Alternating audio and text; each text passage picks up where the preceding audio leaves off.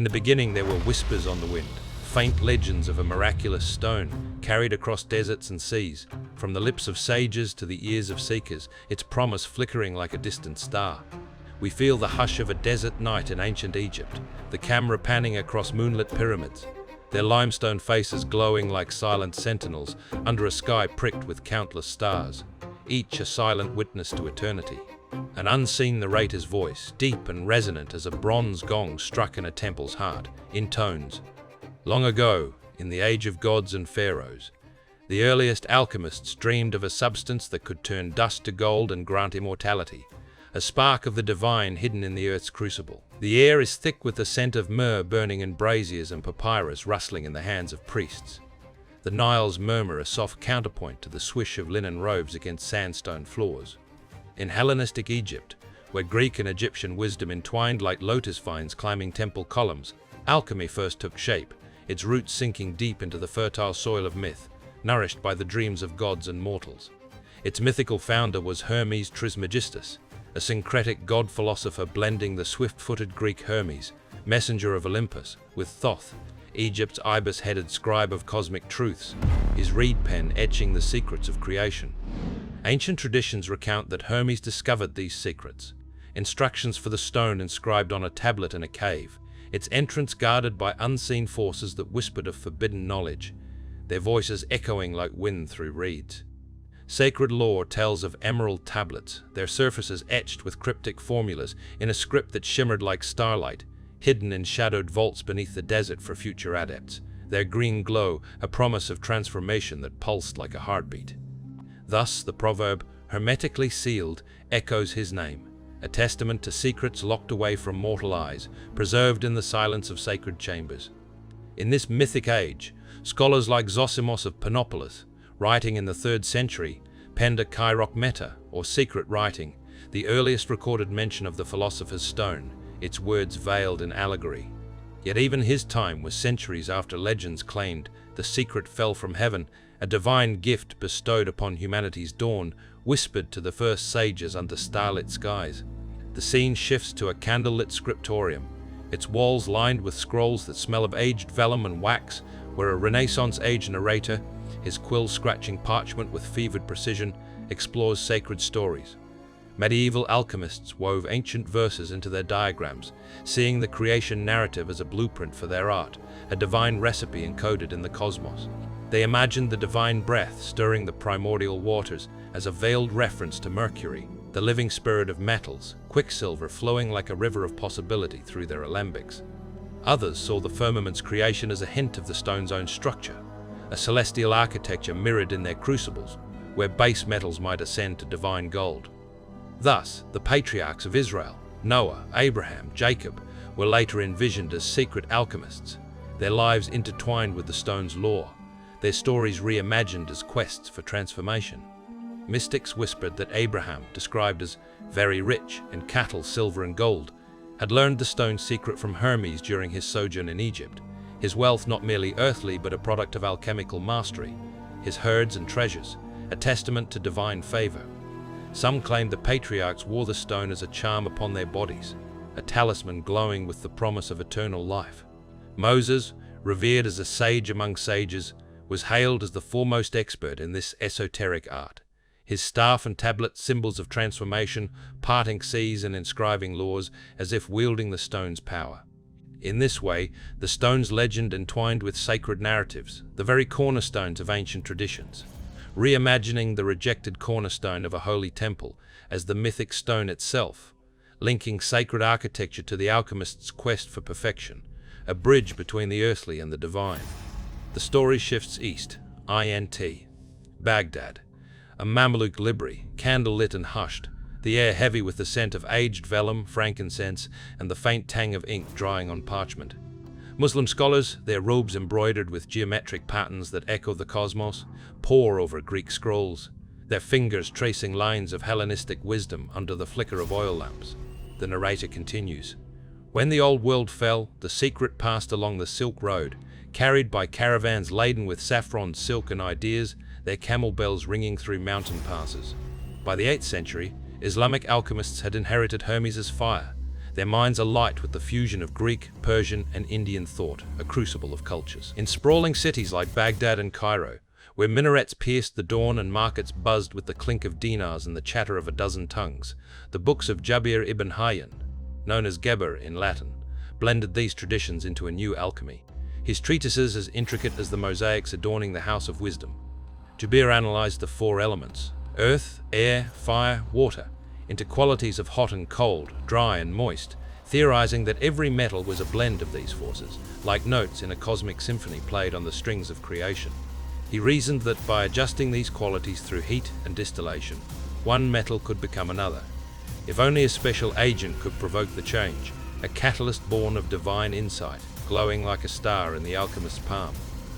This agent was a dry red powder, known in Greek as zerion and in Arabic as elixir, the very elixir or stone itself, its crimson embers promising transformation in the crucible's heart.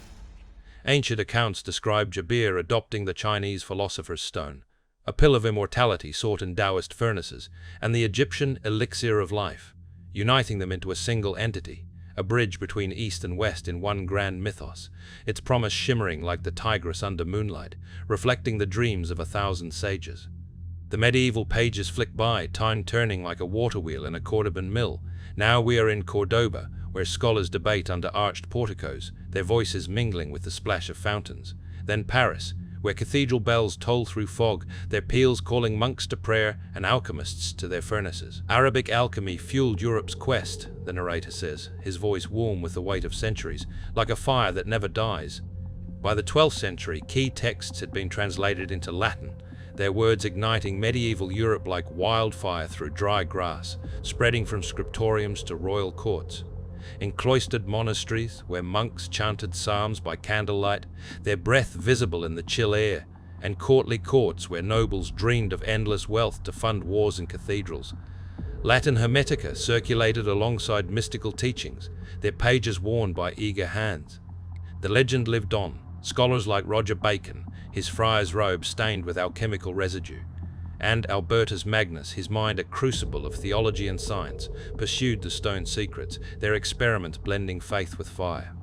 Sacred lore claims Albertus Magnus crafted the stone, though he never proved it, admitting only to witnessing gold born from alchemy's fires, its gleam a fleeting glimpse of the divine, like sunlight breaking through clouds.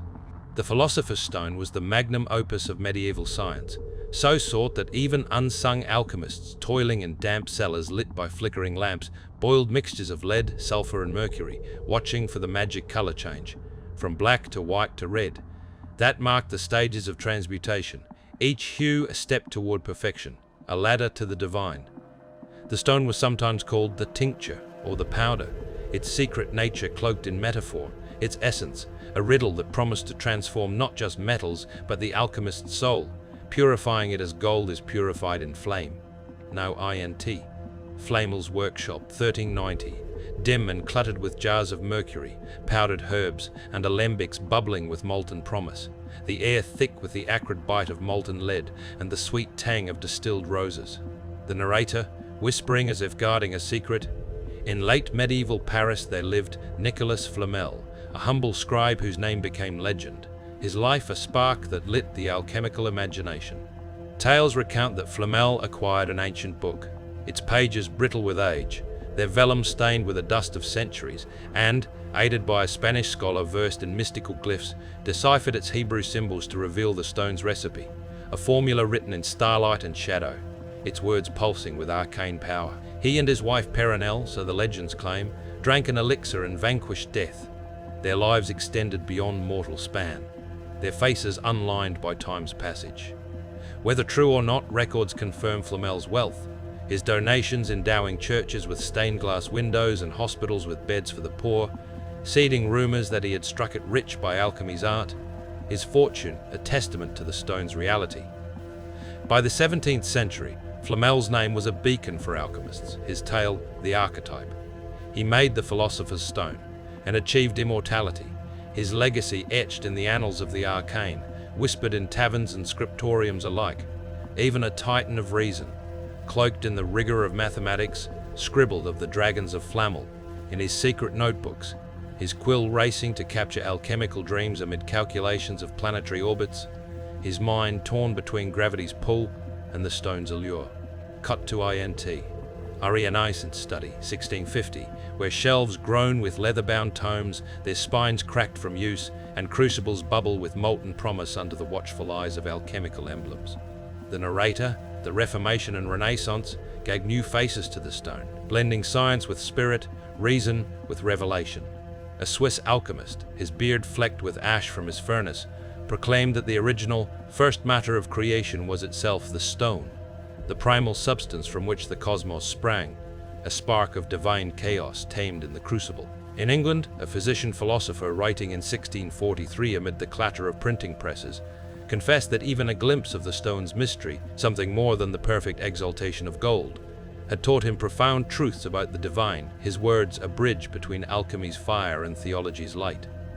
For him and others, the philosopher's stone was spiritual as well as material, a pathway to wisdom that illuminated the soul, its glow brighter than any metal. Early Christian mystics merged these ideas with ancient teachings, believing the divine light was the true stone, symbolized by geometric talismans and radiant emblems etched in gold leaf. One medieval sage even claimed that the act of creation itself contained the whole art of alchemy, equating the crucible with the moment the heavens were formed, a divine act mirrored in the alchemist's labor. In their allegories, the red stone became a stand-in for sacred blood or sacramental wine, an elixir of salvation rather than mere gold, its crimson hue a promise of redemption that pulsed like a heartbeat in the Eucharist's chalice.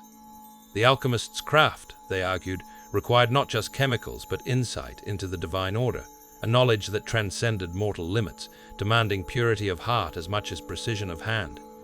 The narrative expands to the Persian Empire, where Zoroastrian alchemists, their altars burning with sacred fires, sought a divine essence called hayoma, a plant-based elixir believed to confer immortality, its preparation a ritual under Ahura Mazda's watchful eye. In Byzantine courts, scholars clad in silk robes blended Greek alchemy with Christian mysticism, their texts describing a sacred powder that mirrored the stone, its radiance a reflection of divine wisdom preserved in Constantinople's libraries. These traditions, though distinct, echoed the same quest, a substance that bridged the mortal and the divine, its pursuit a sacred act of transformation. The tone darkens, the candles flickering as if stirred by a spectral breeze, their flames casting shadows that dance like spirits on the walls. Narrator V.O. By the Age of Enlightenment, belief in a literal stone waned, but fascination endured, its allure undimmed by reason's cold light. A luminary of science, his mind a crucible of mathematics and mystery, spent years in his laboratory, writing in code about mercury, chemicals, and a perpetual fountain of youth. His journals, filled with cryptic diagrams of serpents and stars, spoke of ancient symbols and elusive dragons, yet the stone remained a riddle, its secret slipping through his fingers like quicksilver, as intangible as moonlight. The camera pans upward to the night sky, stars blazing like alchemical fires against the velvet dark. Narrator V.O. In the end, the philosopher's stone lived on as symbol rather than substance. It was called the goal of alchemy because it embodied humanity's ultimate dream, perfection, and divine illumination. Ancient traditions describe the stone as sought not only to transmute metals but to cure illness, prolong life, and spark spiritual rebirth, a catalyst for the soul's ascent from leaden mortality to golden eternity. Through the lenses of multiple faiths, it became the ultimate secret, a divine gift glimpsed in the crucible's glow, its promise whispered in sacred verses that extol the value of knowledge and self-transformation, the true stone residing in the heart's purification, its radiance a reflection of eternal truth. The narrative widens, embracing other cultures. In ancient India, Vedic sages pursued rasa shastra, a practice akin to alchemy, seeking the siddha rasa, a mercurial elixir that promised longevity and enlightenment, its preparation a ritual of fire and mantra. In their ashrams, lit by the flicker of ghee lamps, they blended metals with hymns, believing mercury held the spark of Shiva's transformative power, its fluidity a mirror of cosmic change, its drops shimmering like stars on a temple floor.